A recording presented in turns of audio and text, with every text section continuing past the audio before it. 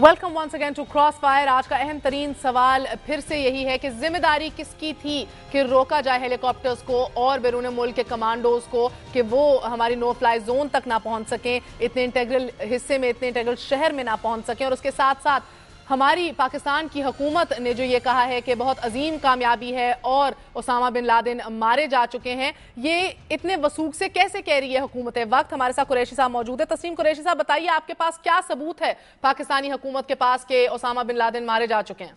देखें, जो गवर्नमेंट्स होती हैं वो जिम्मेदारी से बात करती हैं। ऐसे नहीं होता कि जो अपोजिशन में लोग होते हैं या इक़्तिदार में नहीं होते या उनकी कोई जिम्मेदारी नहीं होती तो वो ऐसा बवेला करते रहते हैं और ऐसी गुफ्तगू करते हैं जो ऑथेंटिक ना हो। और गवर्नमेंट की जिम्मेदारी है जो बात के ऑथेंटिसिटी से बात करे।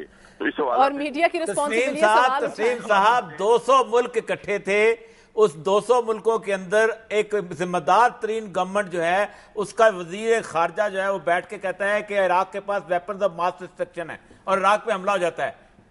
वो अपोजिशन नहीं थी, वो गवर्नमेंट थी और उसको पूरी दुनिया सपोर्ट करती है और नहीं निकलते। तो इस हवाले से यही बात है कि जो वजारत खारजा ने कहा है, इस हवाले से जो बात क्लियर की है कि बिल्कुल ये ऑपरेशन हुआ है और उसमें ओसामा बिन लादेन मारे गए हैं। सबूत क्या है सर? ये कैसे वादे होगा? यार मेरी बात पहले पूरी हो लेने, फिर प्राचा साहब को टाइम दे दीजिएगा। अब बात है कि टाइम टू टाइम जब ये डिबेट चल पड़ी है तो इसके ऊपर ये चीजें क्लियर होती जाएंगी जब डिस्कशन में आएंगी। तो इसमें जरूर आप आगे जो बढ़ते जाएंगे हर चीज क्लियर हो जाएगी। और इसमें जो एक शको शुबहात पैदा किए जा रहे हैं कि ओसामा बिन लादेन अभी नहीं जिंदा है, तो ये क्लियर चीज हो जाएगी और चंद दिनों में हो जाएगी। यही कोई इतना लंबा प्रोसीजर तो इसका नहीं है। तो इस हवाला से सिर्फ अभी हम जो बात कर रहे हैं वो वजारत खारजा के ब्याह के ऊपर हम बात कर सकते हैं। नहीं, आपकी बात मैं समझ गई, यकीनन आपने दुरुस्त फरमाया है कुरैशी साहब, मगर हम मेरा भी ना बात पूरी प्राचा साहब के पास इंफॉर्मेशन है ना और किसी के पास है, तो इसलिए आपके पास तो होगी ना, हम तो आप तो हुकूमत है, आपके पास तो होगी। तस्लीम साहब, आप हुकूमत हैं, आप तो सही हमें खबर देंगे, आप ही दे देना।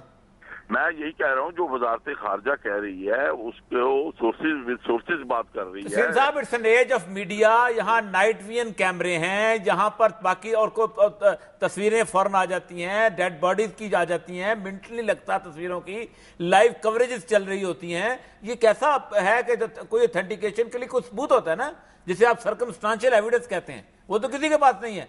या ओबामा की तकरीर है या फॉरेन ऑफिस का बयान है। देखिए, आप फिक्रमंद ना हो इन चीजों के हवाला से, ये गवर्नमेंट की जिम्मेदारी है। आज सेनेट के अंदर भी ये डिबेट चली है तो वहां पर ये बातें सारी सामने लेके आएंगे कि कैसे ये ऑपरेशन हुआ, कौन कौन लोग इन्वॉल्व थे, कौन कौन सी एजेंसीज इन्वॉल्व थी। ये तमाम चीजें हाउस के अंदर जब डिस्कशन में आएंगी तो उसमें वजारत खारजा जो है वो उसको क्लियर। अगर मुझे इजाजत दीजिए, आप कुरैशी साहब लाइन पे रहिएगा। मुशाहिदुल्लाह साहब, क्या वाकई हमें फिक्रमंद नहीं होना चाहिए? क्या इस टाइम एंड एज के अंदर हमें फिर भी मजीद वेट करना चाहिए कि शायद कोई सबूत हो, शायद पार्लियामेंट में डिस्कशन के बाद हमें पता लग जाए?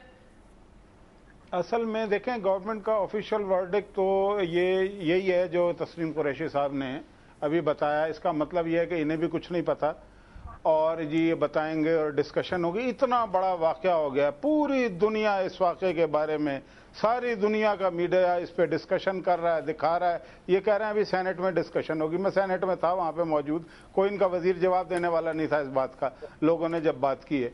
तो मैं ये समझता हूँ कि इतने सीरियस मैटर को इतने नॉन सीरियसली नहीं लेना चाहिए हुकूमत को।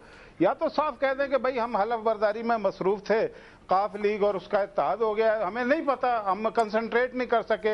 हम कंसंट्रेट जो है इस अलायंस पे कर रहे थे, जो इससे बड़ी खबर है जो यहाँ एबटाबाद में कल हुआ है। सिंपल बात ये इतनी बड़ी बात होगी, लोग परेशान इस हवाले से हैं कि इसके बैकलैशेस जो है।